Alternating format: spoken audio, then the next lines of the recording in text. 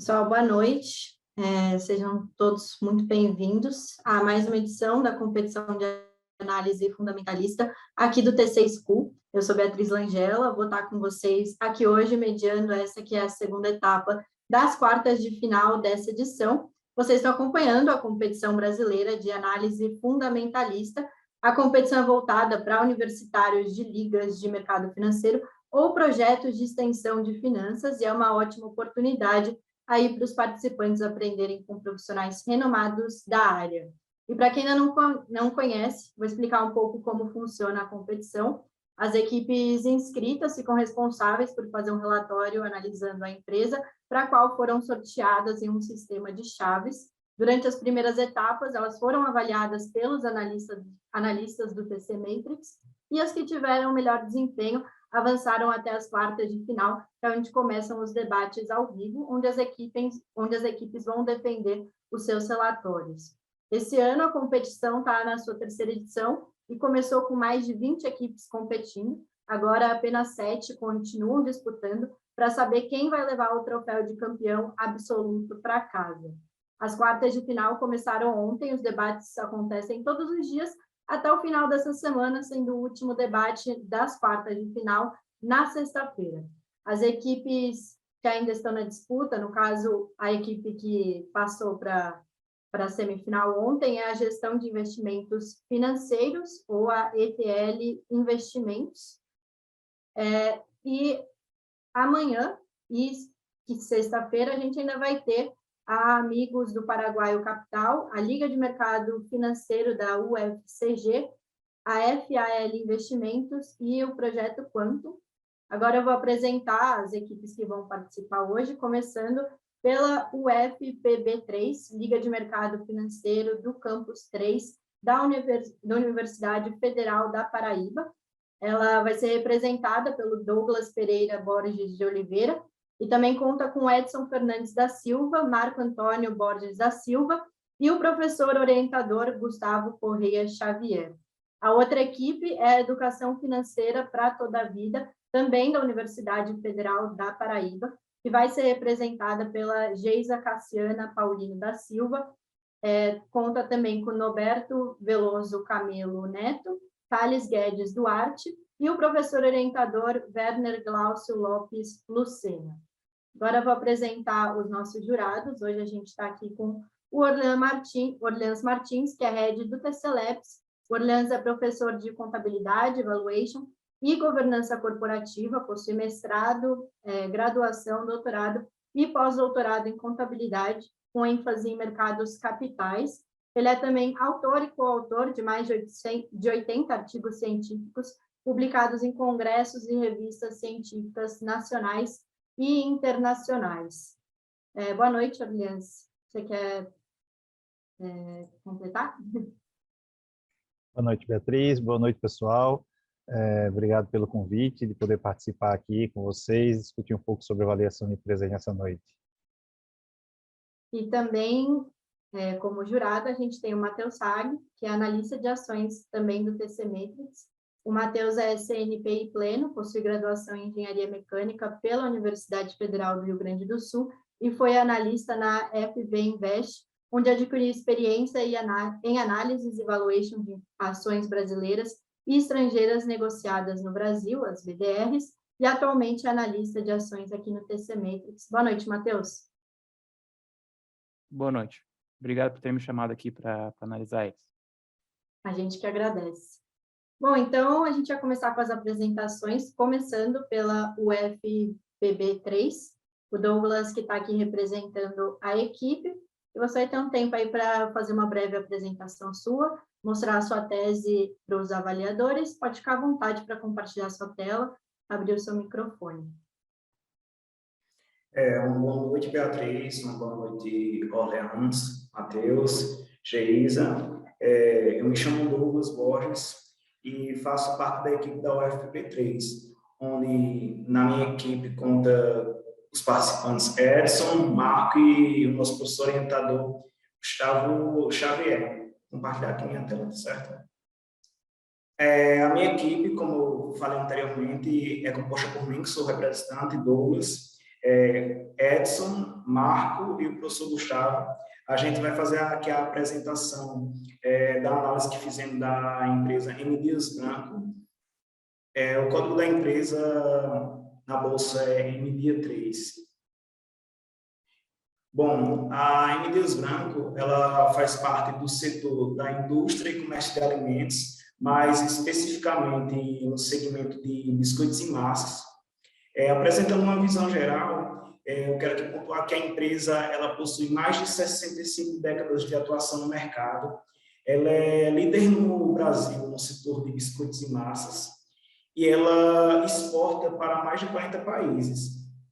Como vemos aqui nesse gráfico, a receita por região, na linha de defesa, onde o percentual da receita é maior, que é na região Norte e Nordeste, é um percentual de 64%, e na linha de ataque, ao qual a gente vê que é o Sul, Sudeste e Centro-Oeste, a receita gerada é um percentual de 34%, e 2% de receita proveniente das exportações.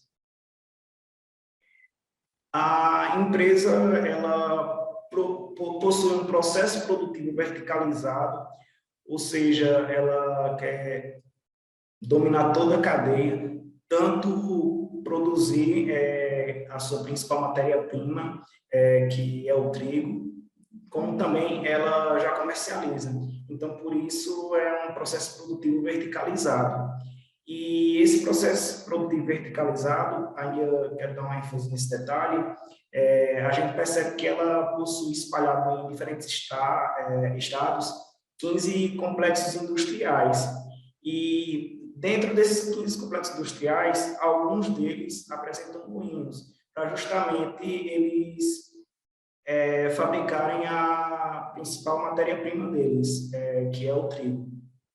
E justamente tentando minimizar alguns prejuízos provenientes da alta dessa principal matéria-prima, principal commodity. Além disso, a M. Dias ela possui uma produção em larga escala de seus produtos e ela conta com cerca de 28 centros de distribuição, ou seja, uma distribuição pulverizada em todo o território brasileiro, ou seja, abrange todo o país os produtos da M. Dias. A M. Dias ela possui um portfólio com mais de 20 marcas, como podemos ver aqui, Fortaleza, Vitarella, entre as principais, a Pilar, a Piraquê, conta com esse portfólio com marcas fortíssimas, e o portfólio é tão riquíssimo da M. Dias que ele abrange e alcança todos os consumidores de todas as classes sociais, ou seja, os produtos da M. Dias estão presentes na mesa de todos os brasileiros. O setor de alimentos ele gera mais de 600 bi anualmente, e a empresa ela é número 1 no mercado de biscoitos e massas, e ela apresenta um market share de mais de 30% nos dois segmentos. Como a gente vê na imagem, ela apresenta no segmento de biscoitos cerca de 32% e no setor de massas 30,5%. E comparado com as outras empresas concorrentes, ela apresenta um market share maior que todas as outras. Percebemos, por exemplo, que 8,6%, que a empresa segunda apresenta 8,6%, então um percentual muito abaixo. Então, a gente percebe a diferença gritante com relação ao market share comparado às outras empresas. Nos últimos anos, houve um cenário muito desfavorável, não apenas no setor de indústria, comércio e alimentos, mas em vários setores, assim, posso falar, mas especificando no setor ao qual a M. Dias atua, a gente percebe um cenário desfavorável, que foi devido ao impacto da pandemia, a alta das commodities, a desvalorização do real frente ao dólar, como também a alta da inflação e também, nos últimos períodos, podemos aqui citar também a guerra na Ucrânia, que foram fatores que influenciaram negativamente o setor de atuação da empresa. Falando um pouco ainda sobre a M. Dias, ao analisar, a gente percebeu uma boa capacidade da gestão da empresa. Ela tem ótimos ganhos de produtividade e eficiência e ela tem investido em estratégias, intensificado em estratégias com mais investimentos em marketing. Ela teve entrada em novas categorias e também ela teve um aumento das exportações. Justamente esse aumento das exportações para minimizar a dolarização. Vamos falar um pouco agora sobre a análise dos números contábeis. A empresa ela apresentou uma margem EBITDA de 13,4% no ano 2020 e teve uma redução para 8,8% em 2021. É uma redução de cerca de 29,8% comparado ao ano 2020. Isso é decorrente do aumento dos preços das commodities e da desvalorização do real. Percebemos essa queda do ano de 2020, quero focar aqui nesse gráfico, para o ano 2021. Então, o aumento do preço das commodities e a desvalorização do real foi um fator que impactou para que ocorresse essa redução. Se tratando um pouco da liquidez do endividamento, a empresa ela possui uma boa capacidade de cumprir suas responsabilidades com terceiros. A empresa está com um endividamento bem controlado em relação à sua geração de caixa. E vale destacar que a empresa conseguiu uma redução da dívida, que era de 350,7 milhões em 2020 para 140,4 milhões no ano de 2021. A gente percebe que a dívida dela no ano de 2020 e 2021, nesse gráfico, é muito pequena. E anos, por exemplo, como 2016, 2017, a empresa possuía mais caixa do que a própria dívida. Então, a empresa ela tem um endividamento bem controlado. Para fazer a avaliação por múltiplos, a gente buscou empresas brasileiras listadas na Bolsa e buscamos empresas com atuação no segmento de produtos alimentícios semelhantes. As empresas ao qual a gente utilizou para comparar juntamente com a M. Dias foi a Camil Alimentos, uma empresa que é líder no segmento de arroz e venda mais internacionalizada na América do Sul, e a Josapá, que ela apresenta uma baixa liquidez, é menor das três e possui uma atuação bem parecida com a Camil. A gente fez essa comparação por a Camil e a Josapá elas serem listadas, muitas das vezes nas buscas que fizemos, como empresas comparáveis a M. Dias. Então, a gente preferiu fazer essa comparação com a Camil e a Josapá. Para fazer essa avaliação por múltiplos, a gente utilizou o preço ao patrimonial por ação, a EV/EBITDA, e o preço lucro por ação. A gente percebe no preço lucro por ação uma média de 18,61 e na Josapá e na Camil bem abaixo. A gente percebe que o nosso múltiplo ele ainda está dentro do esperado, tendo em vista que as empresas não necessariamente são apenas semelhantes. Então, o nosso múltiplo ele se encontra dentro do esperado e para a gente chegar ao nosso valor, a gente utilizou a avaliação por múltiplo justo.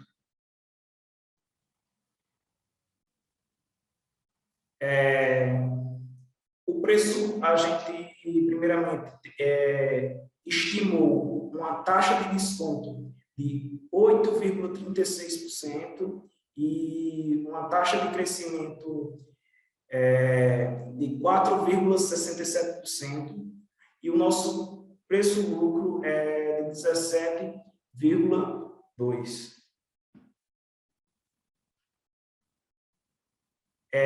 O nosso preço-alvo é de 29,61%, e a gente percebe nessa tabela na variação em relação pessoal, que em um cenário mais pessimista, onde a taxa de desconto chega a 9,15, ele vai apresentar um percentual de menos 26,57%, e em um cenário mais otimista, ele vai variar chegando até 19,18%. Com relação ao nosso posicionamento, a gente considera que a M Dias ela é uma boa empresa, possui uma boa capacidade de gestão, mas ela deve ser considerada com cautela. O nosso posicionamento de recomendação é neutro, a curto e a médio prazo, devido ao cenário futuro apresentar um grau maior de certeza. Isso devido que a M Dias ela é uma empresa cíclica, ou seja, ela está sujeita às commodities, então, e não só as commodities, mas diversas variáveis que influenciam de uma forma que a gente não consegue ter um posicionamento futuro, apresenta um grau de incerteza. E dessa forma, a gente fala para que a pessoa que deseja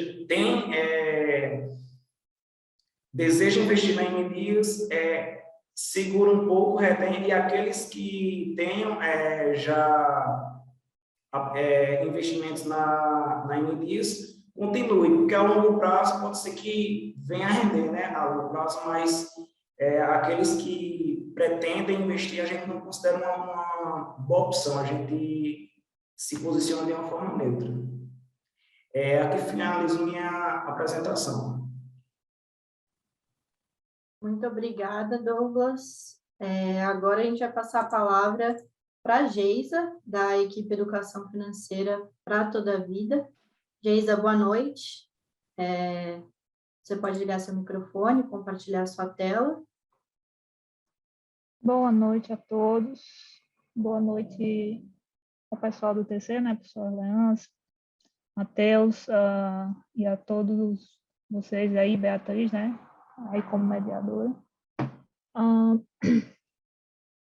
Deixa eu compartilhar aqui.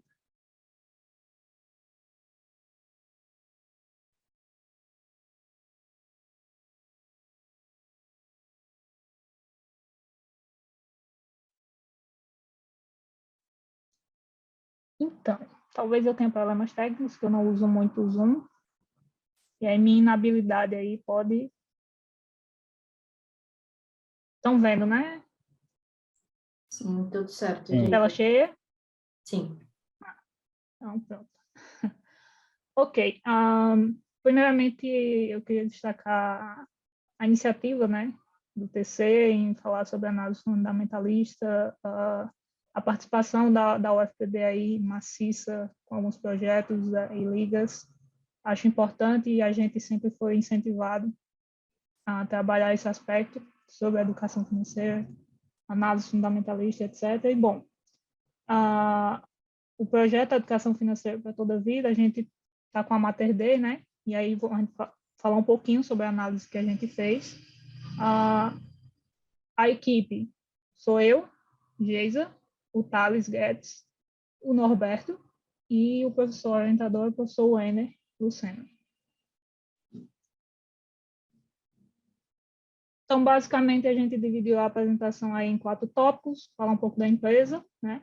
O setor em si, que ela está posicionada, partir para a ideia de números, né? Os indicadores e a análise por múltiplo. Então, em termos de empresa, apresentando ela, é uma rede mineira, tá? Familiar, tem aí mais de 40 anos de atuação. Historicamente, ela é marcada por crescimentos orgânicos ali em Minas Gerais, tá? Ela abriu uma série de hospitais ali, principalmente entre os anos 2000 ali, 2015. É uma empresa com a veia inovadora. Já na década de 90 ali, ela já fazia fertilização in vitro, tá? Ela também é pioneira em procedimentos oncológicos, certo? E É importante destacar aqui as premiações que ela tem, por quê? Porque essas são premiações a nível mundial. Tá? Essa certificação da ONU aqui, por exemplo, deixa eu ver se eu consigo botar. Essa certificação da ONU, por exemplo, é uma certificação de acreditação de nível de qualidade, tá? Ela tem 3 níveis e ela conseguiu aí um nível mais alto, que é o terceiro.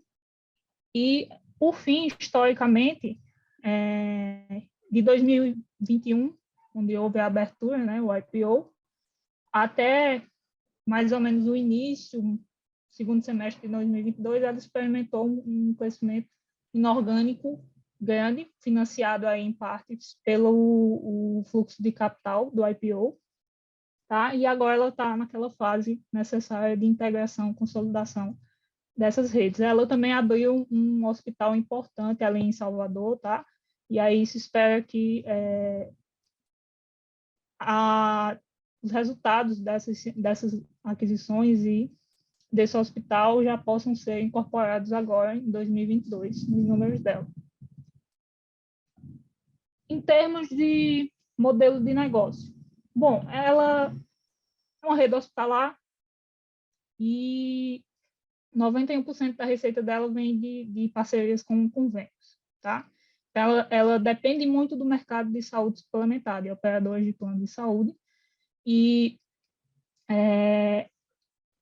em termos de grandes números, ela aumentou sua capacidade de leitos, né? Atualmente ela tem aí cerca de 2.500 hospitais, 9 hospitais espalhados aí em 4 estados. Ela deu uma crescida agora para a região norte e nordeste, né? Na Bahia ali e no Pará.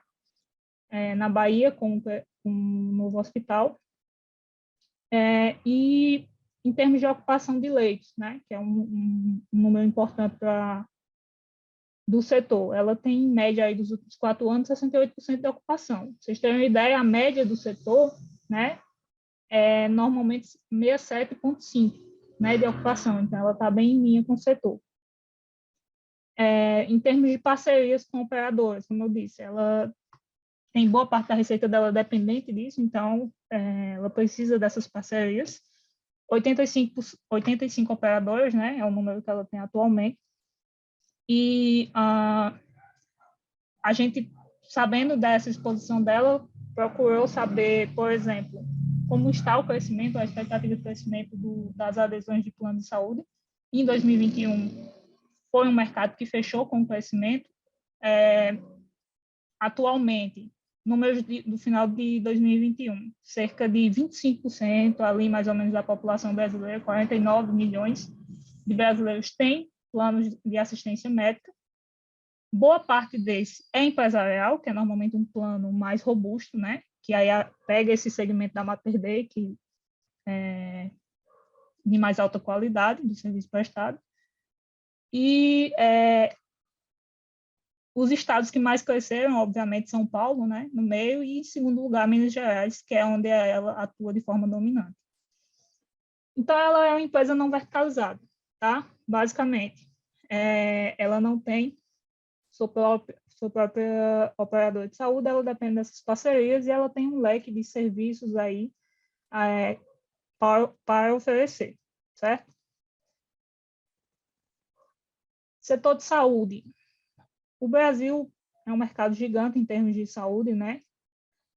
9,3% do PIB para o setor financeiro fica em setor de banco, setor bancário, fica em torno aí de 8%, mais ou menos, então são setores comparáveis em termos de gasto. Mas vale destacar que a gente tem, dentro desse setor, uma atuação do poder público, né?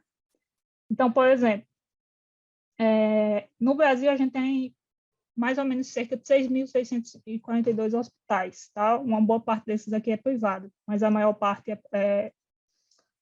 privada, certo? Mas uma parte interessante, 40% disso, 43%, se não me engano, são hospitais públicos.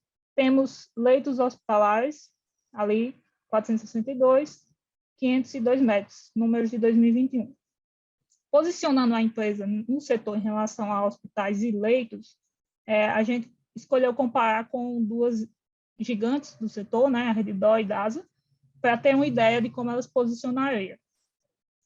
Primeiro, a Redditor é gigante, mas mesmo assim ela tem aproximadamente 2,58% de leitos, né? É um número relativamente baixo se comparado ao universo total. Então, é um setor que ainda tem espaço para crescer em número de leitos e hospitais.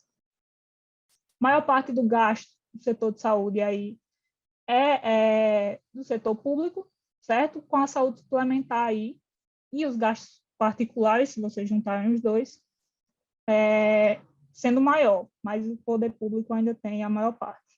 Em 2021, a gente destacou o efeito Covid, porque é importante, dado a mudança, né, de hábitos que o setor e a própria ideia de telemedicina tem que se habituar, e a Mater dela não ficou de fora disso. Tá? Ela precisou se readequar, e isso refletiu nos seus indicadores que a gente vai chegar.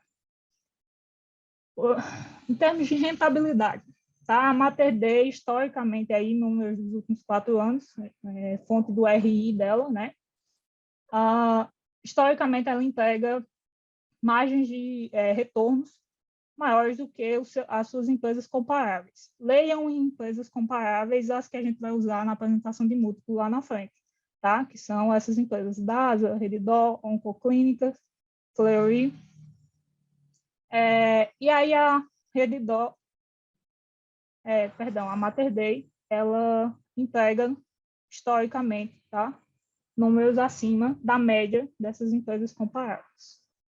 A mesma coisa com a margem, vale destacar aqui o efeito Covid, né? A gente vê aqui uma queda dessas margens com uma leve retomada em 2021. A Mater Dei novamente se posiciona acima, né? Em termos das empresas comparáveis.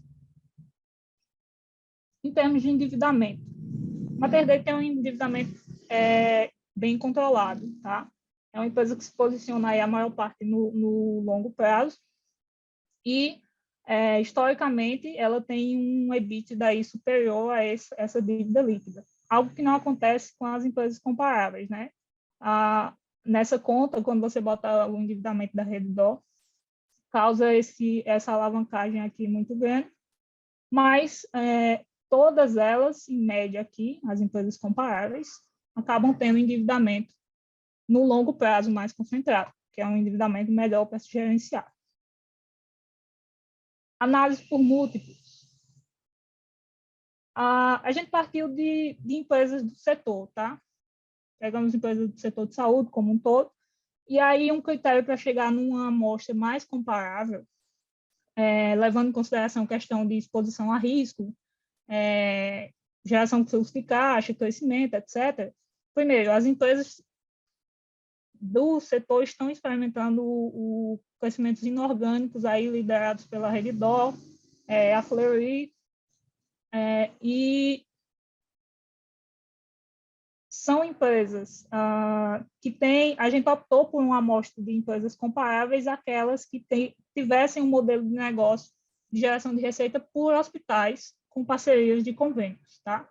Para chegar a essa amostra mais similar. A seleção dos múltiplos leva em consideração um estudo que aponta quais são os múltiplos de mercado mais usados, só que a gente precisou filtrar excluir alguns múltiplos dado a não operacionalidade deles. Por exemplo, PL sobre o lucro, preço sobre o lucro.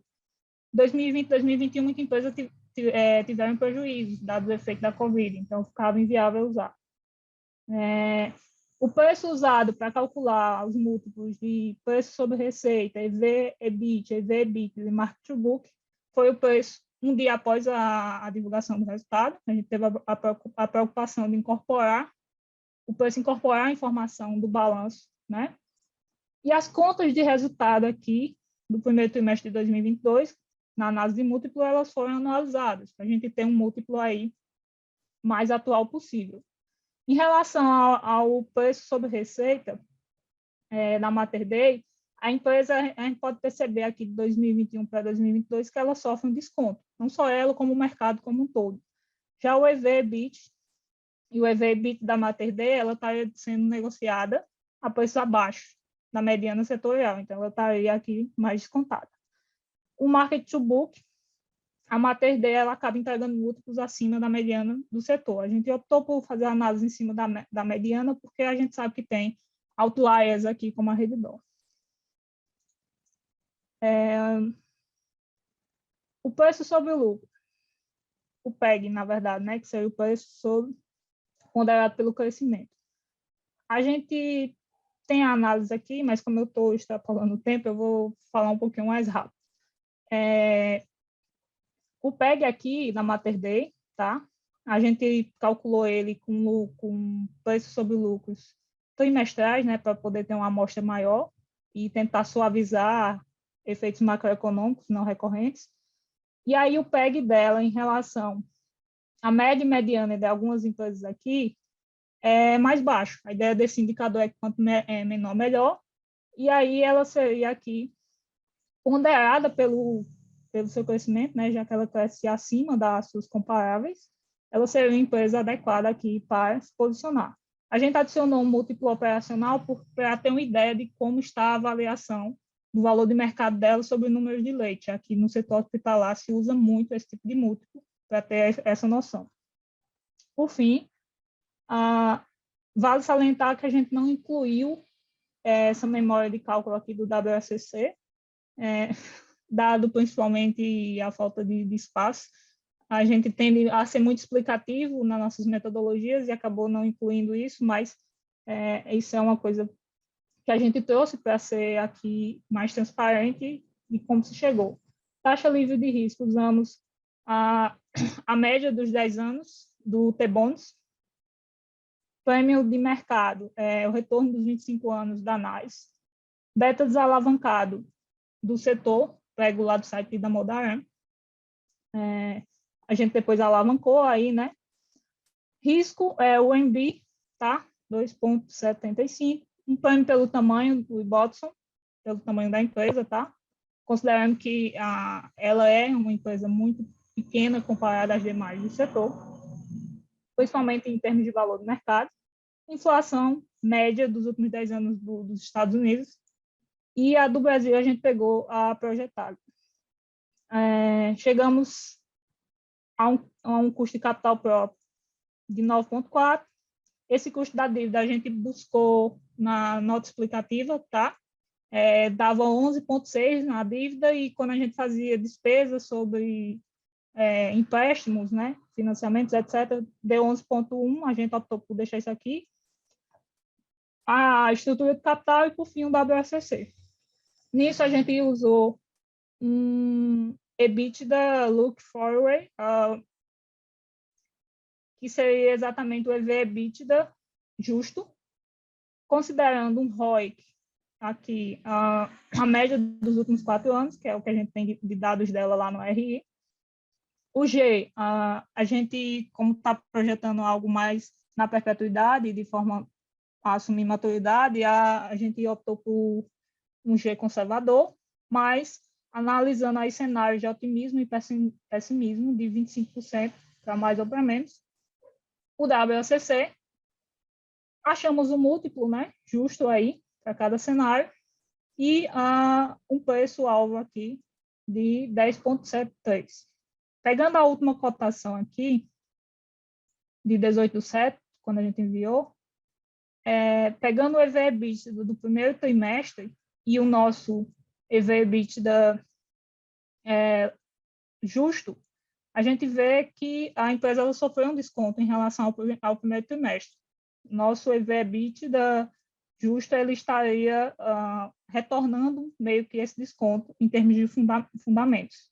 Então, nosso preço-alvo é 7,10, um upside aí de 42% e uma recomendação de compra. Bom, é isso. E obrigada a todos. Muito obrigada, Geisa. Obrigada, Douglas. Bom, antes da gente passar... Opa! Onde é que eu saio aqui? Pausa, stop. Isso. Antes da gente passar para a próxima fase, lembrando apenas nossa audiência, que o chat está liberado, se vocês quiserem fazer comentários, declarar sua torcida para uma das equipes, fiquem à vontade. E agora a gente vai para a segunda fase, que é o debate. O Douglas, da UFPB, vai começar fazendo as suas considerações sobre a tese da Geisa, da Educação Financeira para toda a Vida, e depois a Geisa vai ter direito à réplica para responder as perguntas. Douglas, eu vou passar a palavra para você agora, tá bom? Primeiramente, gostaria de parabenizar a Geisa, foi um trabalho bem apresentado, parabenizar ela e a equipe. E eu aqui, juntamente com a minha equipe, a gente fez algumas perguntas diante da análise do relatório que eles fizeram. E, Beatriz, eu gostaria de saber de que forma eu pergunto uma por vez, eu posso perguntar todas, eu já elaborei 5 perguntas. Então, você pode fazer todas, e daí as suas perguntas, considerações, e daí depois a Geisa vai responder de uma vez só, tá bom? Certo. Na nossa primeira pergunta, foi da seguinte forma: quais as implicações na rentabilidade da Mater Dei com as recentes aquisições? Será que o aumento da complexidade ao se tornar um negócio de âmbito nacional pode afetar as margens? Já a segunda pergunta: como a equipe vê a capacidade da empresa de integralizar as aquisições até chegar em um nível de conformidade com a Mater Dei? Há risco de a rentabilidade ser afetada no curto prazo? E a terceira pergunta é: como é visto o risco da empresa em relação aos players de grande representatividade no mercado? A possibilidade de manter o crescimento constante nesse cenário? A quarta pergunta: como a empresa pode ser afetada por incertezas do ambiente macroeconômico, especificamente como as fontes de receitas, a estrutura de custos podem ser afetadas caso venha a ter recessão persistente no futuro próximo. E a quinta pergunta seria: no cálculo do múltiplo justo, como foi estimado o custo de capital? O relatório explica como foi estimado a taxa de crescimento, G, mas não entra em detalhes sobre o custo de capital. Eu vou tentar responder, sabe? Mas eu duvido eu me lembrar das perguntas todas, tá? Tranquilo. Se você precisar, eu volto a palavra para o Douglas, ele refaz a pergunta. Douglas, você não tem nenhuma outra consideração? São só essas 5 perguntas. Isso. Tá bom. Tá. Em relação à questão das aquisições e das integralizações, sim, ela já sofreu alguns impactos, por exemplo, da construção do Hospital de Salvador. Ela teve aí um ticket médio diminuído devido às aquisições, ticket médio por leito. Ela teve um aumento das glosas também, tá? Em relação a 2022, aquela glosa dela ali, 5.7, ela é menor na média, tá? E o que a gente espera é que é natural, qualquer processo de integralização de aquisições, ele é sofrido, tá? Até que se converta em sinergias. A Redditor está experimentando isso, né? Só que a gente acredita muito na gestão da Mater Dei, no sentido de que ela tem uma resiliência em entregar margens e rentabilidades e uma expertise aí de mais de 40 anos no setor, né? Em relação a efeitos macro, eu não vou responder sequencialmente, porque eu não estou lembrando sequencialmente. Efeitos macroeconômicos. Como a gente disse na apresentação, boa parte da receita dela é de convênios, então ela depende muito da saúde suplementar, e aí a gente precisou estudar essa expectativa de crescimento para esse subsetor, e a gente tem uma expectativa de crescimento, mas ela depende muito, como eu disse, de parcerias com as operadoras. E aí, por exemplo, essa aquisição da Redditor da Sul América, isso é um risco, tá? Porque a Sul América é uma grande operadora, e aí isso está um imbróglio no CAD, né, para saber se vai, se fica, enfim. Em relação ao WACC, a gente sabia que não tinha colocado no relatório, tanto é que a gente teve a preocupação de botar na apresentação, porque não deu espaço realmente, chegou a hora de entregar e não tinha onde botar, e aí a gente disse, não, vamos deixar para depois, a gente tenta ser mais claro na apresentação, mas é um ponto que a gente já sabia que ia suscitar dúvidas. E eu não lembro mais das perguntas. Douglas, qual foram as outras perguntas que ficaram faltando? Como é visto o risco da empresa em relação aos players de grande representatividade no mercado? A possibilidade de manter o crescimento constante nesse cenário? Olha, ela tem um CAGR de receita muito alto, tá? Ela tem, como a gente falou, margens muito boas também, certo? E ela, em Minas Gerais, né, onde ela nasceu, se criou, basicamente, ela domina. Então, ela já tem e a maior parte da geração de receita dela é de lá também. Ela tem um histórico relevante, assim, de atuação no setor. Mas, claro, comparado à Rede D'Or, tá? Comparado até a própria DASA, são players importantes, só que o mercado tem muito ainda para crescer, tá?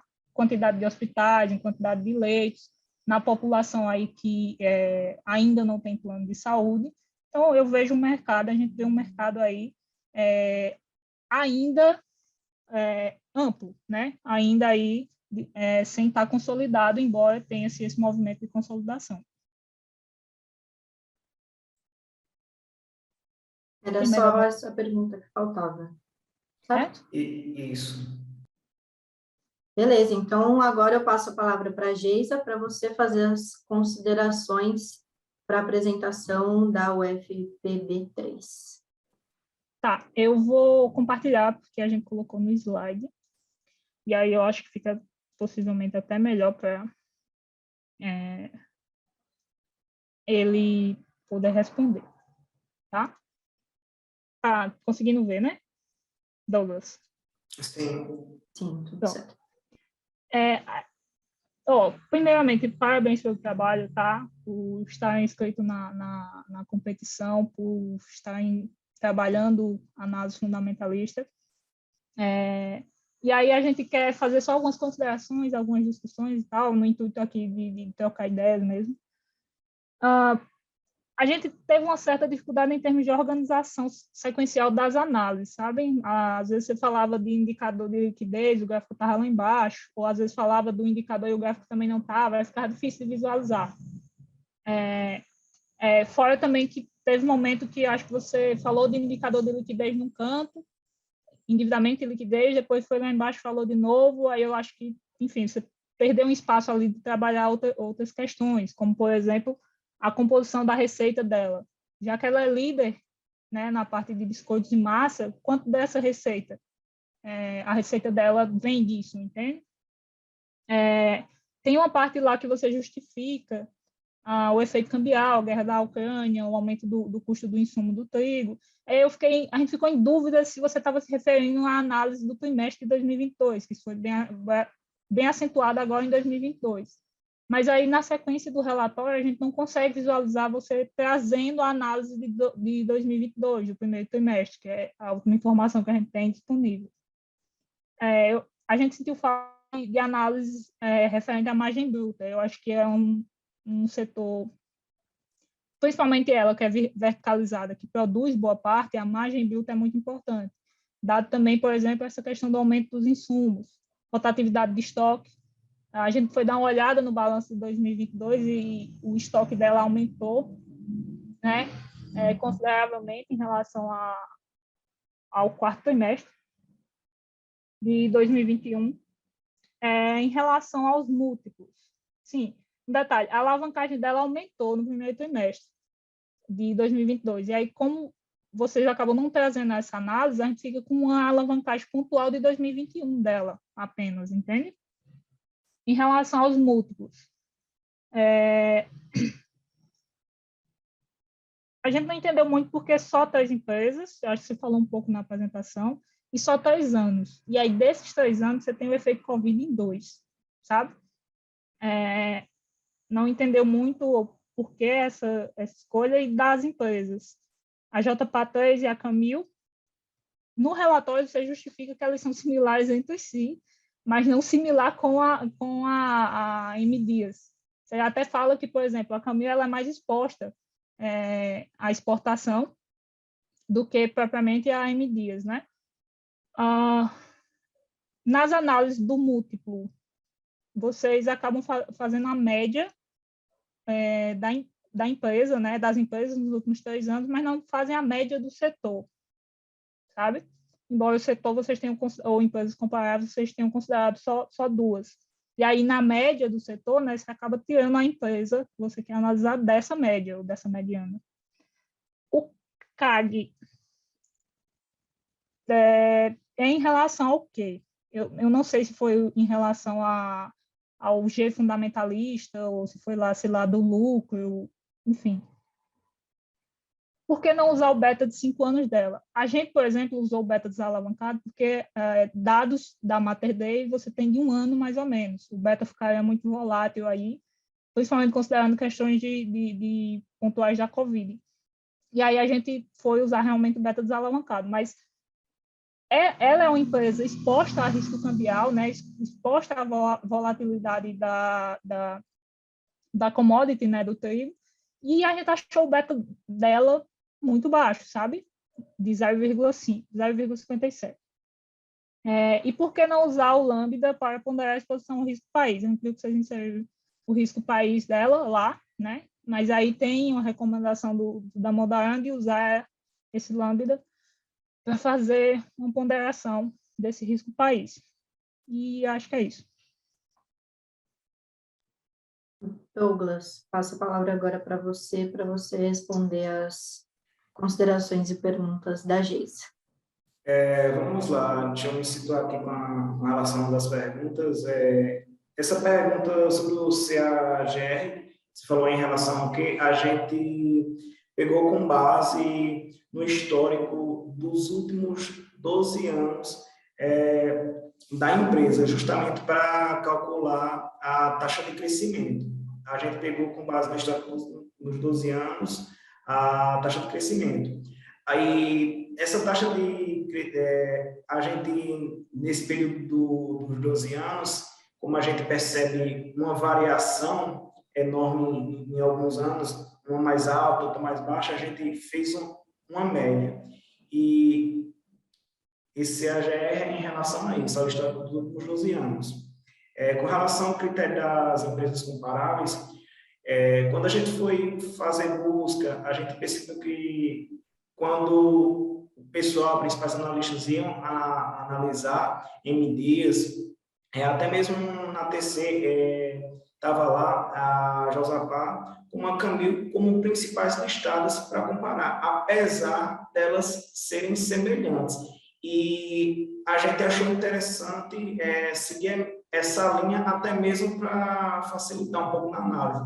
Tendo em vista também que faz parte do setor de indústria e comércio de alimentos e também na parte de alimentos processados. Deixa eu ver a outra pergunta que você fez. O uso de 3 empresas em 3 anos, 2 dos quais ela faltou. Poderia explicar um pouco essa pergunta, por gentileza? Só para me relembrar aqui. Quando você vai fazer a média da empresa, né? Por exemplo, PV, preço sobre lucro, né? PL. Você faz a média dos últimos 3 anos. E aí, nesses últimos 3 anos da empresa, tem 2 que tem o fator Covid, que impactou aí os números das empresas. Então, essa média pode ser que ela acabe não sendo representativa, entende? Porque ela vai incorporar aí um cenário macroeconômico desfavorável e acabe dando um número enviesado. Aí a gente quer entender por que só os 3 anos, entende? Vamos lá. Quando a gente foi analisar a M Dias, ela é uma empresa, como falei, que ela possui uma boa capacidade de gestão. Você pega mais ou menos de 2017, anterior a 2017, você pode ver que o índice dela, os índices dela estavam bem bacana, estava top. Quando você percebe um cenário se aproximando de 2019, você já percebe uma queda. E quando vai se aproximando, por exemplo, do fator Covid, como você bem citou, a empresa ela teve uma queda, porém ela se manteve estável. Mas não, a gente preferiu utilizar isso como uma forma de um cenário atual. Se a gente tivesse pegado anos anteriores, por exemplo, iria ser uma avaliação completamente diferente. A gente poderia até ter tido um outro posicionamento, comparado a anos anteriores. Você citou esses 3 anos, especificou muito bem, mas se a gente tivesse pegado bem mais anterior a isso, a gente teria mudado o posicionamento, porque a empresa ela vinha bem. Aí o fator Covid foi um fator que influenciou a realidade da empresa ter uma queda, mas ficou estável por ela ser gerida muito bem. E com relação a essas 2 últimas perguntas, foram boas perguntas, mas no momento eu não saberia lhe responder. Me falta a memória um pouco para responder essas 2 perguntas. Até peço desculpas aí a você. Não, não, é isso, Douglas. Deixa eu voltar aqui, estou. É isso, então. Acabou a fase do debate. A gente vai agora para a terceira parte. Eu vou passar a palavra agora para os jurados, nossos avaliadores. Eles já tiveram acesso aos relatórios e às teses de investimento de vocês, e eles vão fazer as suas ponderações e comentários para cada uma das equipes. E daí depois cada um vai poder comentar ou responder as perguntas dos avaliadores. Eu vou começar pelo Orleans, para fazer as considerações sobre a tese da UFPB3. A palavra é com você. Obrigado, Beatriz. Vocês me ouvem bem aí? Sim. Maravilha. Bom, primeiro gostaria de agradecer o convite para participar aqui dessa competição, né? Já participei há algum tempo atrás. Fiquei muito feliz de voltar aqui e poder discutir avaliação de empresas com vocês. Fiquei muito feliz também e gostaria de parabenizar aí a UFPB3 e o grupo da Educação Financeira para Toda a Vida, né? E aí eu vou citar o Douglas e a Geisa, mas parabenizando todos os 2 grupos e os professores Gustavo e o Ener. Excelente trabalho que vocês fizeram, muito bom ver estudantes, grupos fazendo pesquisa e produzindo material de tão boa qualidade, tá? Então, no geral, gostei das 2 análises, tá? Acho que os 2 times conseguiram aí uma profundidade bem interessante nas análises, pontuaram coisas importantes nas análises, tá? Então, assim, no geral, utilizo esse tempo aí para falar dos 2 nesse sentido. E aí, claro, cada equipe tem alguns pontos positivos e algumas fragilidades ali nos relatórios que são próprios, obviamente. E aí eu vou fazer os comentários, tá? Depois eu posso deixar aí um espaçozinho para que vocês façam os comentários, tá? Bom, começando aí pelo time da UFPB3, eu gostei da análise, tá? Acho que o caso de uma empresa ligada, né, ao setor de consumo, com influência de uma commodity exposta a tanto a questão cambial, quanto também sofrendo os efeitos da inflação, é um desafio. Empresas de setores que estão ligados a commodities são sempre um desafio a mais para que se avalie.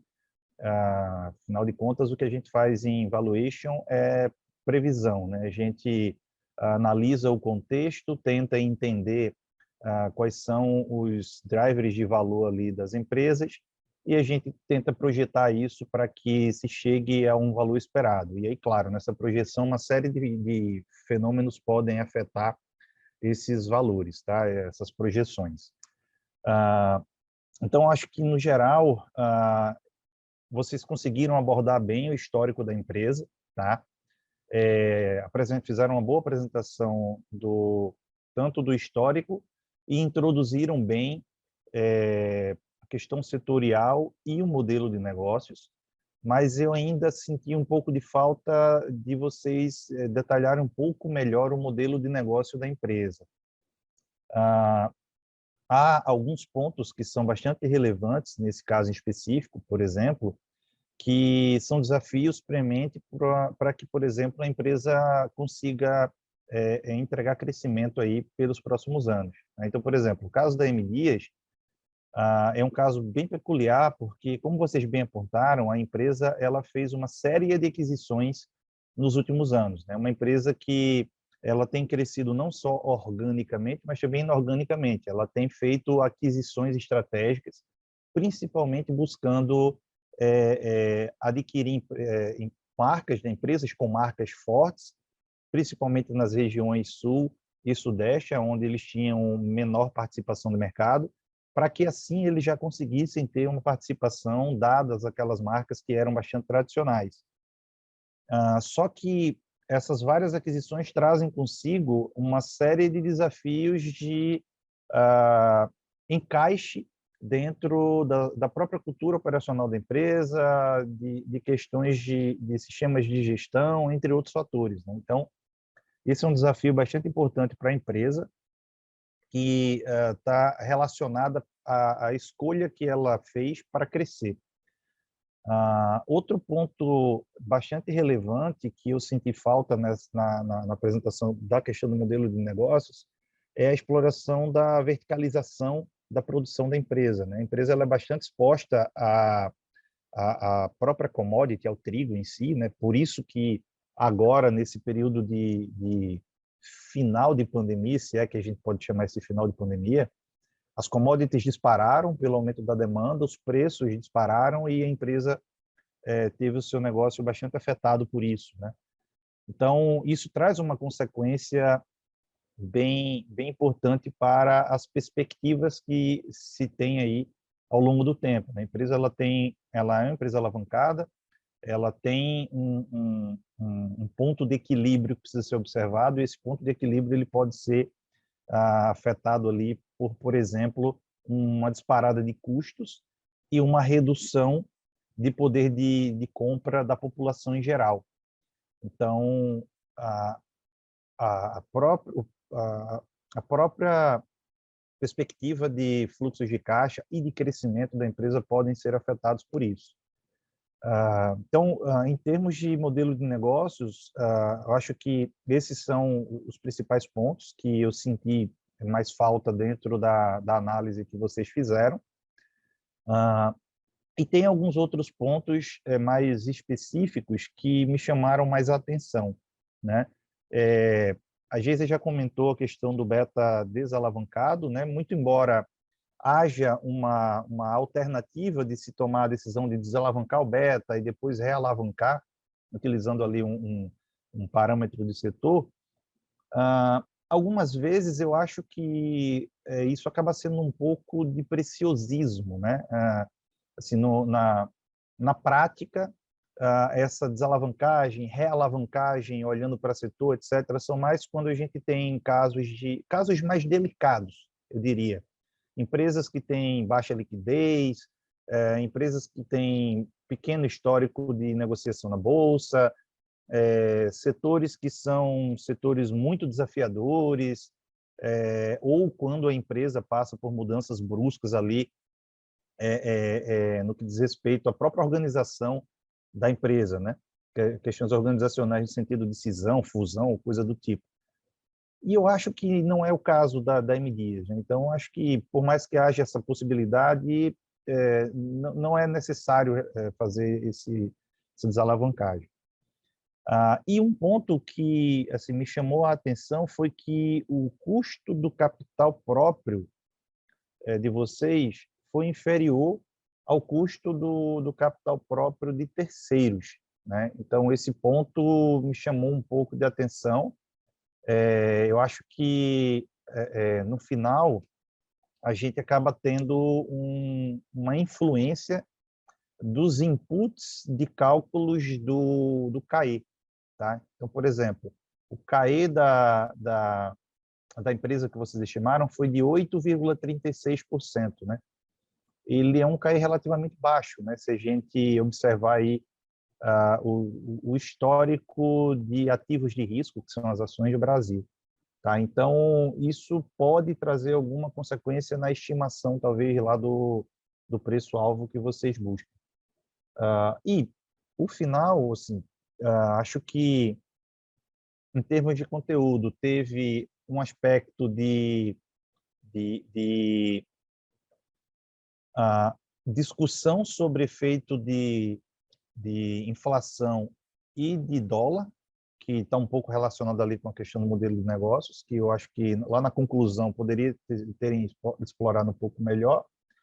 E no quesito organização, eu gostei via de regra, eu gostei da organização que vocês buscaram dar no relatório, mas em termos de ligação de tabela com o texto, de fato, em alguns momentos eu fiquei um pouquinho perdido para tentar encaixar isso. Tá? Mas, no geral, acho que são esses os pontos que eu consegui verificar lá. Tá? E aí, se você tiver algum comentário, Douglas, sobre isso, pode ficar à vontade aí para fazer. Orleans, gostei muito do comentário. Para mim foi muito gratificante essas pontuações.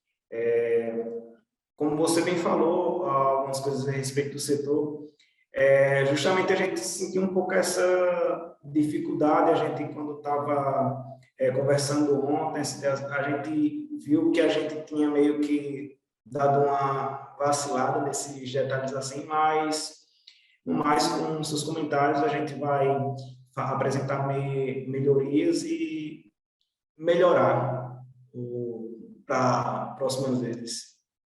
E já muito obrigado pelos comentários. Beleza, valeu, Douglas.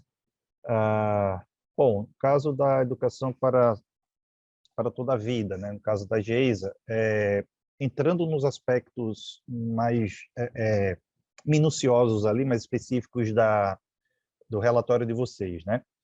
Eu também gostei da organização do relatório, tá? De maneira geral, eu consegui me encontrar bem, tá? Tem alguns detalhes que eu acho que podem ser melhorados com o decorrer do tempo, né? De fato, conforme se passa a produzir relatórios com mais frequência, e é natural que se busque melhores encaixes, né? Mas, assim, de forma geral, eu gostei da maneira como vocês organizaram. Também acho que vocês fizeram uma exploração bastante interessante do setor, né? Trouxeram informações bem detalhadas do que é o setor de saúde, alguns elementos muito interessantes sobre demanda de serviços de saúde, né? Isso é importante para que se identifique expectativa de crescimento, né? Assim, via de regra, quando a gente fala de valuation, tem 3 parâmetros muito importantes que, no final das contas, são eles que determinam o valor, né? Além do próprio fluxo de caixa, que a gente vai ter que estimar para frente para que se encontre valor, a gente precisa de uma taxa de crescimento que seja plausível, para eu estimar esse fluxo de caixa de maneira adequada, de maneira crível, eu preciso identificar uma taxa de crescimento que também reflita, de fato, aquilo que seja mais plausível ao longo do tempo. Então, por exemplo, para eu encontrar essa taxa de crescimento, eu preciso entender a posição setorial da empresa, né, como o setor tem desempenhado nos últimos anos, as expectativas que existem ao longo do tempo, para que, de fato, eu veja se faz sentido, por exemplo, esperar que o setor cresça mais ou menos do que o PIB do país, que é a média do país, que a empresa dentro desse setor cresça mais ou menos do que o próprio setor, e, a partir daí, ser possível estimar de maneira mais confiável essa taxa de crescimento. E o terceiro é o próprio custo de capital, né? Uma vez que eu tenho esses fluxos estimados para o futuro, então, eu preciso ali ter uma taxa de desconto que seja adequada para poder trazer valor presente. Então, esses elementos eles estão muito relacionados. Então, olhando para a taxa de crescimento, que é uma das mais difíceis de se estimar dentro de um processo de valuation, conhecer muito bem o setor é um passo importante, então acho que vocês conseguiram trazer bem. E dentro do setor, conhecer muito bem a posição da empresa, né? seja, será que a empresa ela tem a expectativa de seguir exatamente aquilo que se espera para o setor? Ou, por exemplo, ela pode se beneficiar um pouco mais ou um pouco menos do que o setor? E aí isso tem a ver com o modelo de negócio, né? Eu costumo dizer com bastante frequência que conhecer o modelo de negócio, como a empresa faz dinheiro, é muito mais importante do que ser um expert em Excel para montar uma planilha que fale, né? Porque se você conhece bem o negócio, você vai ter um feeling para saber se de fato faz sentido esperar que aquele setor cresça 5% ao ano, que a empresa cresça mais ou menos do que isso, tá? Então, acho que o modelo de negócio da empresa eu senti um pouco de falta de o que de fato é o negócio da Mater Dei e como é que a empresa está se posicionando dentro de toda essa expectativa de mercado, tá? Vocês fizeram uma introdução disso, trouxeram uma apresentação muito boa do setor, mas eu senti um pouco de falta dessa discussão um pouco mais específica de modelo de negócio. A análise que vocês fizeram financeira, acho que também foi uma boa análise. Da mesma maneira, né, uma coisa que me chamou a atenção também foi o fato de o CAE de vocês ser menor do que o KD, né, ou seja, o custo capital do acionista que toma risco sem garantias é menor do que o custo capital de terceiros que geralmente possui garantia e ainda prioridade de devolução em caso de descontinuação da empresa. Tá? Então, tem ali um CAE de 9,5 para um KD de 11,15. Isso não é muito comum, né? Pela lógica de finanças, o acionista ele toma mais risco. Tá? Talvez pela forma de estimação do CAI, né? do custo capital do acionista. Isso também não é uma tarefa muito fácil de se fazer no Brasil, muito embora um modelinho CAPM ali seja fácil de se implementar, mas identificar a taxa livre de risco, prêmio de risco de mercado no Brasil é bastante desafiador, tá? E aí, uma coisa que eu acho que assim, esse ano de 2022 bagunçou um pouco essa regra, tá? Mas nos últimos anos, utilizar dado brasileiro tem sido uma possibilidade bem real, né? Bem plausível. Então, por exemplo, o time de Active Research do Matrix utiliza dados locais para calcular custo de capital e não taxa de juros americana, prêmio de risco, etc. Então, já dá para se chegar. Por que eu digo que em 2022, isso foi bagunçado? Porque a gente voltou a ter taxa de juros de quase 14%, né? Então, taxa livre de risco a 14%, não tem CAE que dê certo, né? A gente pode ter até casos aí de custo de capital negativo, então acaba sendo um pouco mais desafiador. Então, acho que esses dois primeiros comentários. E aí, além dessa questão do CAE, eu tenho um último comentário, também geral, que eu acho que serve para os dois casos, e vou finalizar com uma pergunta. O comentário é: fazer análise de múltiplos é uma das formas mais simples de se comparar duas empresas, de se fazer uma análise, ok? Mas, da mesma maneira que é uma análise simples, ela acaba sendo bastante traiçoeira, exatamente pela simplicidade que ela oferece.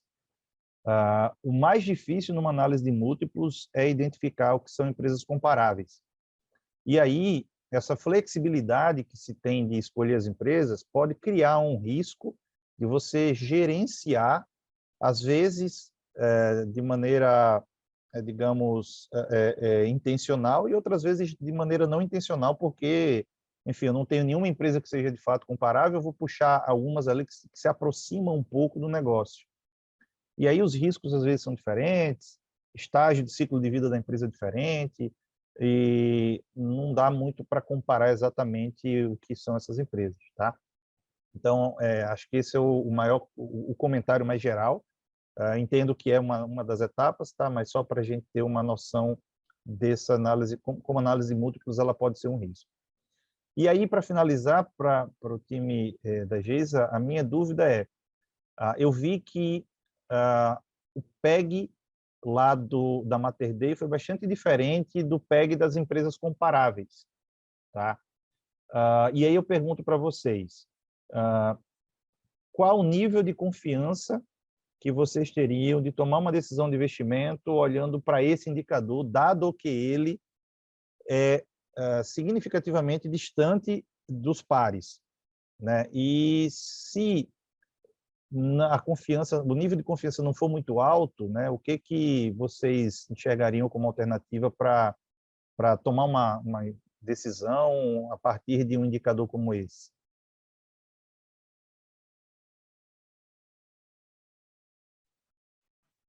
Vou começar, Douglas, já que é a primeira as damas, tá?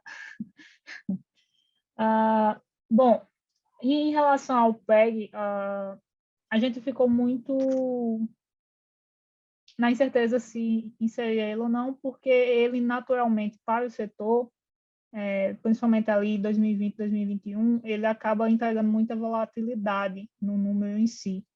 Quando você vai precisar, por exemplo, estimar o crescimento, ou até mesmo não pegar um PL negativo.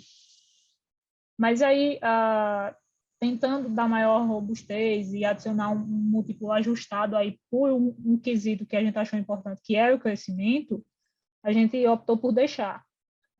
E aí, em relação a tomar a decisão de compra ou não, só com a análise de um múltiplo, eu particularmente não tomo esse tipo de decisão. Eu acho que a análise de múltiplo ela tem que corroborar uma série de outras coisas, como rentabilidade, controle de endividamento, expectativas de crescimento e tal, para o posicionamento da empresa no setor. Mas, historicamente, a Mater dela acaba entregando um crescimento maior aí, entende? Então,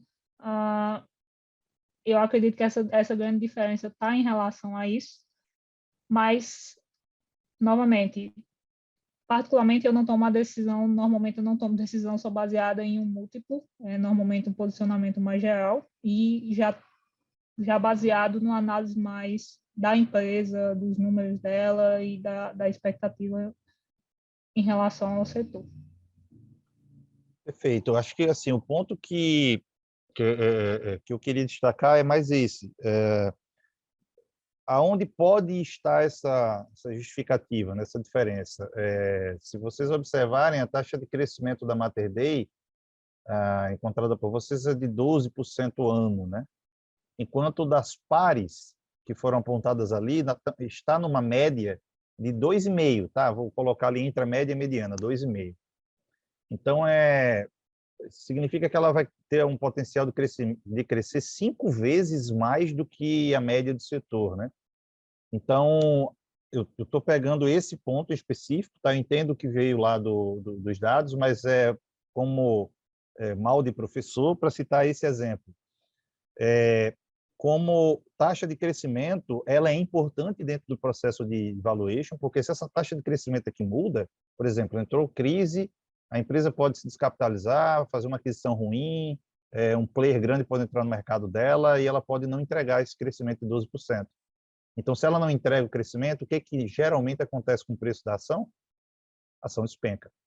Por que empresas de crescimento estão sendo dizimadas na bolsa nesse exato momento?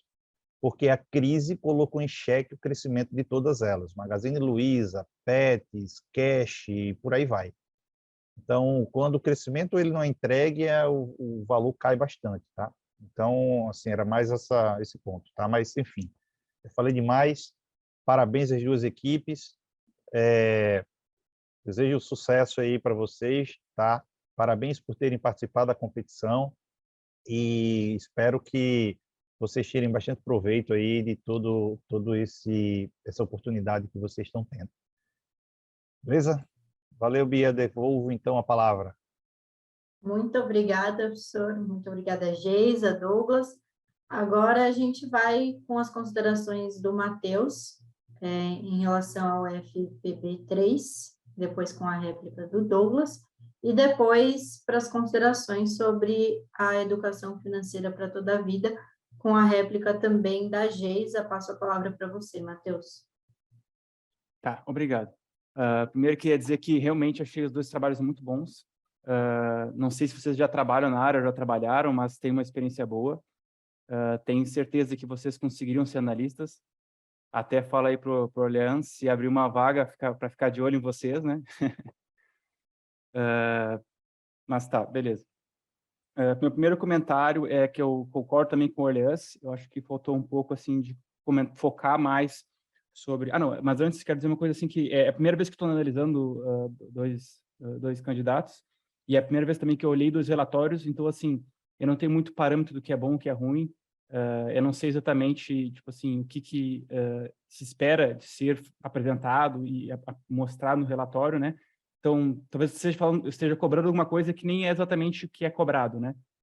Mas aí releve, né? Já que eu não conheço muito bem isso, e tentem responder da melhor forma que vocês conseguirem. Tá. Então, faltou um pouco ali comentar bastante sobre o modelo de negócio. Também, foi comentado, mas eu acho que poderiam focar mais também, assim, qual que é a estratégia que a companhia está adotando agora, né? Por quanto tempo que ela pretende adotar essa estratégia. Eu acho que esses 2 pontos são extremamente relevantes, né? Porque uma coisa que eu acredito, né, como analista, é que analisar múltiplos, olhar como é que está crescendo a receita, essas coisas, se tu faz isso muito bem, eu acho que tu chega ao preço que está sendo negociado, né? Eu acho que é o que todo mundo está vendo e tal. Eu acho que a gente consegue realmente identificar um bom investimento quando a gente consegue entender, né, como é que as coisas estão se movendo, como é que os players, como é que eles estão agindo com a estratégia deles, de acordo com o modelo de negócio deles, e a gente consegue identificar qual deles vai acabar mudando, né, de patamar, ou por ganhar mais receita que o outro, por conseguir reduzir essas despesas. Eu acho que essa é a melhor forma de analisar uma empresa. E eu acho que é por isso que normalmente os analistas gostam de focar nisso, né? De olhar sobre o negócio e talvez um pouco menos para número. Então, beleza. Vou passar direto com as perguntas, né? Eu acho que se a gente ficar conversando, a gente consegue uh, desenvolver um pouco mais. Então, minha primeira pergunta é para o FPB3, eu acho que é isso, né? Tu me disse ali que recomendava neutro, né? E que não achava que talvez fosse um bom momento de investir por causa do ciclo, né? Se eu entendi bem, a M. Dias Branco está sofrendo agora por causa que está com a inflação alta, as pessoas estão comprando menos produtos, né? E também eu acho que ela compra as commodities, né? E aí produz. Então ela acaba pagando um pouco mais caro, acaba não conseguindo repassar todo o preço. Tô certo nisso, Douglas? Isso, Matheus. O que acontece? Ela é uma empresa cíclica, ou seja, ela é suscetível às altas dos commodities, e as principais commodities aqui que eu posso citar é o trigo e também o óleo de palma. Então, o que acontece? Como eu citei na apresentação, ela está tendo agora um processo produtivo verticalizado, ou seja, tentando dominar a cadeia. Quando a gente pega um pouco dos complexos industriais que estão em diferentes estados, em algum deles, não em todos, eles têm a produção, tem moinhos, para justamente eles têm uma parte ainda mínima da produção do trigo, justamente para tentar minimizar esse detalhe, assim, como posso dizer, porque como eles são suscetíveis ao trigo, eles tentam minimizar essas variáveis, assim, digamos, que afetam a empresa. Eu acho que é um ponto de estratégia bem interessante. Essa é uma das estratégias. Então, é esse detalhe que eu tenho a falar. Sim, mas então assim, tu disse que não que era neutro, né? Que não era um bom momento de comprar agora, talvez a empresa, né? Tu disse de curto a médio prazo. Só que eu imagino assim, ela está num momento do ciclo negativo para ela, né? Por causa do alto preço das commodities, inflação em alta. Então, eu queria que... Não existe resposta certa, né? Mas não seria um bom momento de entrar agora, onde os resultados delas estão sendo ruins e as pessoas estão um pouco pessimistas quanto a ela? O que tu tem para me comentar sobre isso? Como a gente adotou o posicionamento neutro, o que acontece? A gente apenas apresenta um cenário futuro incerto. Mas, por exemplo, quem já detém ações da M. Dias, que eles continuem, porque a longo prazo eles vão conseguir ter um resultado, beleza. Mas para aqueles que pretendem comprar ações da M Dias, a gente não considera interessante, tendo em vista justamente esse cenário futuro que apresenta esse grau de incerteza. Porque como a gente pega o ano de 2020, 2021, que foi impactado pela pandemia, aí a gente pega a alta da inflação, aí chega beirando basicamente 2022, guerra na Ucrânia, a Ucrânia sendo um dos países que é produtores da principal commodity, que é o trigo. Então, a gente, diante dessas variáveis, a gente não consegue ter uma previsão. Por isso, a gente prefere ter um posicionamento neutro. Beleza. Uhum. Beleza, ok. Outra pergunta que eu tenho, né? Eu tinha visto que tu comentou que no último ano, né, tinha tido uma queda de margem por causa da situação atual. Perfeito. Mas a margem caía desde 2017, né? Por que mais que ela caiu desde 2017?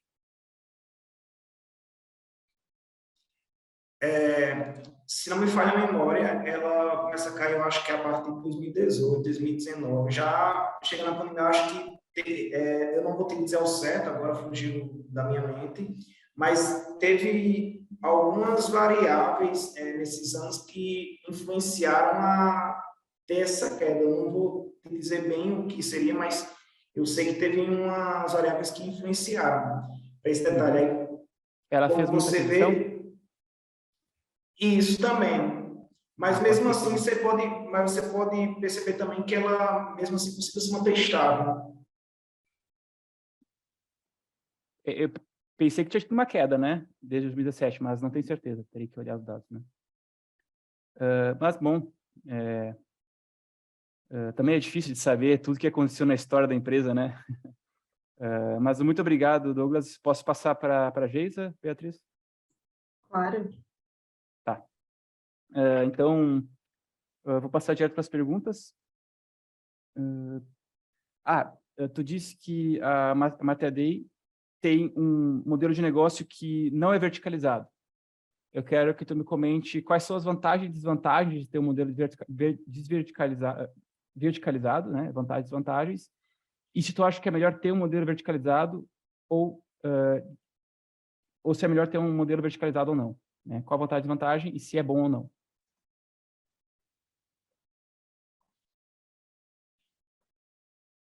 Oi, estão me escutando? Minha internet está Tô. travando um pouco. Sim. Tá. Em relação a ter ou não um modelo verticalizado, eu tenho que ser bem sincero. Pontualmente, vantagens e desvantagens. Se dizer que é melhor ou pior, eu teria que ter analisado uma empresa verticalizada, como, salvo engano, a Fleury está sendo agora. A Fleury, eu acho que é a Apivida, acho que é a Apivida. E aí, o que é que acontece? A gente não analisou, então não consigo te dizer o que seria melhor, mas eu consigo te dizer vantagens e desvantagens no sentido intuitivo da coisa. Como assim? Vamos lá, se você tem um negócio verticalizado, significa que você vai dominar meio que toda a sua cadeia de processos ali produtivos, né? No caso da MaterDay, seria aí a questão de ter um grande player do setor de saúde suplementar, onde, por exemplo, ela não enfrentaria o desafio que ela tem agora no novo hospital de Salvador, que é fazer as parcerias com os planos, né? Ela precisa que os planos venham e se credenciem para aquele hospital, para ela poder aí operacionalizar já a receita. Então, à medida que ela faz um novo hospital, ela está exposta a esse risco, né, de ter que buscar essas parcerias e esses aumentos. E aí, como eu comentei, a questão da Redditor comprando a Sul América. A Sul América é um grande player da área de saúde suplementar. Então, se você vai ter a Redditor controlando ela aí, isso vai influenciar a receita da MaterDay, vai influenciar a receita de várias outras empresas. Então, ter um negócio verticalizado, você diminui a exposição a riscos da sua cadeia produtiva. Eu acho que isso é a grande vantagem. A desvantagem é que nem sempre você consegue as sinergias ou uma gestão de custo eficiente, para que esse negócio ele tenha uma margem boa do que comparado, por exemplo, à Mater Dei. A Mater Dei tem imagens melhores do que a Redditor, tem imagens melhores do que a própria DASA, e aí isso é característica dela conseguir uma gestão mais eficiente do processo dela, que talvez ela não conseguisse se fosse verticalizado. Então, eu acho que essa seria uma desvantagem em relação a um negócio verticalizado. Tá certo. Deixa eu ver aqui a próxima pergunta.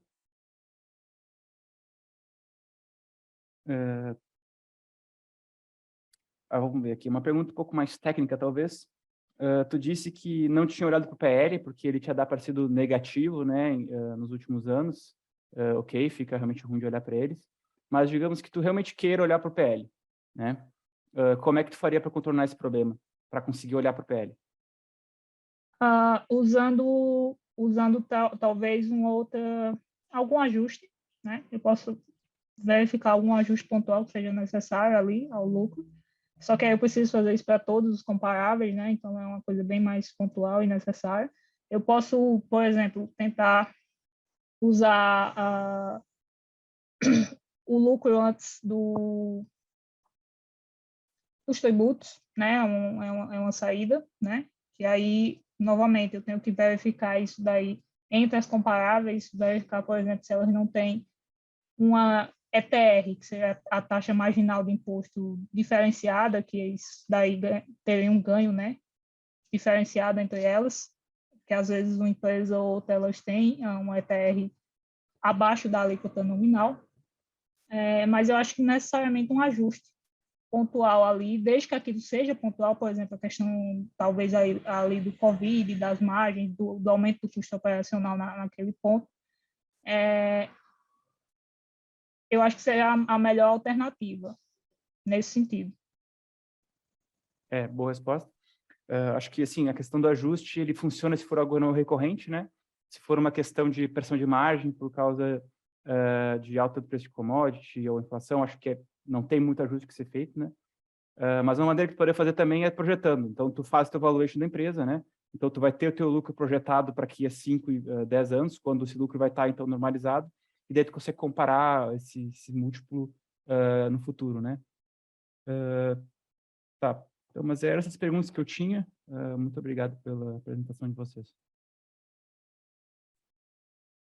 Bom, muito obrigada, Leandro, Matheus, pelas considerações. Geisa, Douglas, obrigada pelas apresentações. Agora a gente vai para a fase final dessa etapa aqui, que eu basicamente vou fechar minha câmera aqui, a gente vai fazer uma pausa, e o Orleans e o Matheus vão decidir qual vai ser a nota de cada grupo e quem é o grupo vencedor. Então, agora a gente sai um pouquinho e logo mais eu volto para anunciar as notas e também quem passa para a próxima fase. Beatriz, só uma dúvida. A gente fala contigo por aqui ou lá por fora, por mensagem? Por mensagem. Eu acredito que vocês vão falar com a Luana. Perfeito. Tá bom? Tá bom. E, pessoal, já voltei, já estou com as notas. E também o vencedor. Esperar todo mundo voltar. Matheus está aí?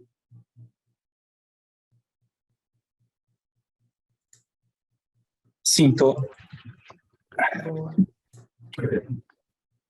Bom, a diferença foi bem pequena. Vou falar aqui as notas, mas primeiro vou anunciar o vencedor. Quem passa para a semifinal é a Educação Financeira para Toda a Vida. A nota de vocês foi 8,42. E também deixo os parabéns para o FPB3. A nota de vocês foi um pouco abaixo, 7,98. É isso, pessoal. Parabéns para a Educação Financeira para Toda a Vida. Parabéns, Geisa. Parabéns também para o FPB3. Todo mundo foi muito bem. Mas quem avança hoje é a Educação Financeira para Toda a Vida. Queria agradecer todo mundo que participou, todo mundo que ficou aqui na live, o Matheus e o Orleans, que foram os nossos jurados. Muito obrigada, pessoal. Obrigado, Beatriz. Obrigado, pessoal. Parabéns aí para os dois times. Excelente trabalho. Fico muito feliz de ver vocês fazendo trabalhos de qualidade dessa forma. Infelizmente, só passa um, né? É regra do jogo, tá? Mas os dois times foram muito bem.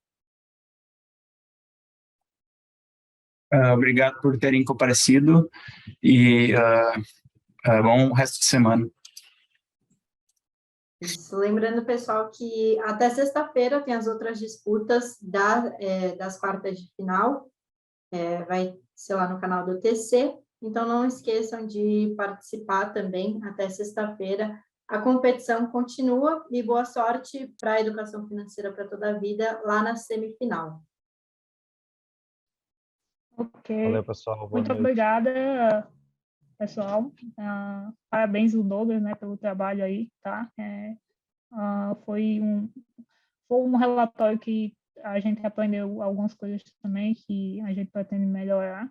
E eu acho que a missão aqui é trocar ideias e falar sobre valuation. Foi cumprida no final da noite. Agradecer aí as considerações do professor Leandro e de Matheus aí, foram muito importantes. E eu acho que é isso. Muito obrigada aí a todos.